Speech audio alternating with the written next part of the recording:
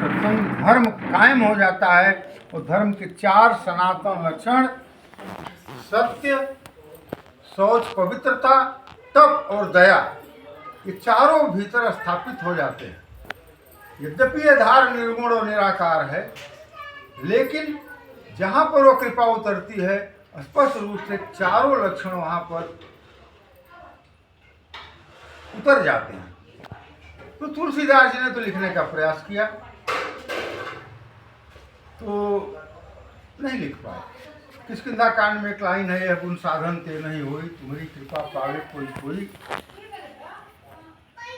यह न गुण से न साधन से प्रयास से संभव ही नहीं है। धर्म क्या है, सत्संग क्या है, संभव ही नहीं है।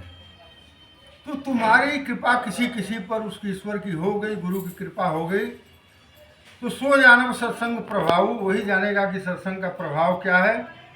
लोकों वेद न उपायु, यह बाल कांड के शुरू में है, पहली से उपाय जो है किष्किंधा कांड में है। तो गुरु ही बता सकता है कि लोकों वेद न उपायु, तो सो जानब सत्संग प्रभाव, वही जानेगा कि सत्संग क्या है।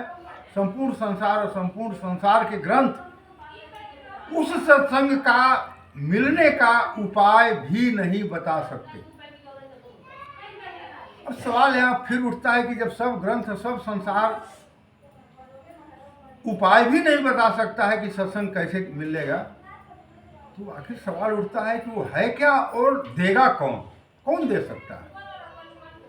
तो पूरा संसार असमर्थ है, पूरे ग्रंथ असमर्थ हैं, उपाय भी नहीं बता सकते। तो बाबूजी बता रहे थे परम गुरु कि जो हनुमान जी को मिला, जो केवट को मिला, जो ध्रुव को मिला, जो प्रहलाद को मिला, जो गोपियों को मिला, जिसको मिलने के बाद संसार का कोई जो है आकर्षण उसको बांध नहीं पाएगा। अब हनुमान के पास क्या था, पूंजी कुछ नहीं, कुछ भी नहीं था, किसी चीज का कमी नहीं था।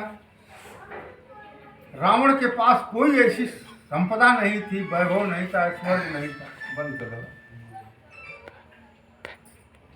जो रावण के पास नहीं था। फिर भी हमेशा अभाव रावण के पास बना था, क्योंकि जहाँ धर्म और सत्संग होगा कुछ भी नहीं रहेगा, अभाव महसूस नहीं होगा। और सब कुछ रहने बावजूद भी अभाव बना हुआ है, इसका मतलब वहाँ सत्संग नहीं है, वहाँ धर्म नहीं है। तो धर्म की चर्चा बहुत होती है, लेकिन धर्म का मर्म जानेगा कौन। जब वाल्मीकि, नारद, अगस्त जैसे, तुलसी जैसे महापुरुषों ने उसको नहीं खोल पाया इस मर्म को, तो केवल कर्म कांड, रिचुअल्स, विधि विधान जो है उसको लेकर पूरे संसार में एक संघर्ष का दौर चल रहा है धर्म के नाम पर। लेकिन जिस पर उसकी कृपा हो गई, अब सवाल उठता है कि कृपा कैसे होती है और कौन कर सकता है। तो यह जो सत्संग देने का सामर्थ्य देवी देवता, ऋषि, मुनि, ज्ञानी, ध्यानी, जोगी, मंत्र, तंत्र, वेद, उपनिषद, शास्त्र, रोजा, नमाज, दुनिया में जितना साधन है,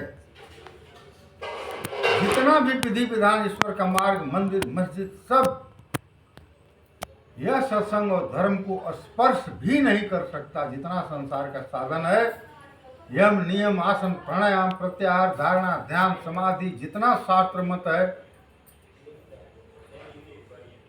वो भी असमर्थ हो जाता है। तो देने का कौन है, कौन दे सकता है सत्संग? यह विधा केवल ईश्वर के पास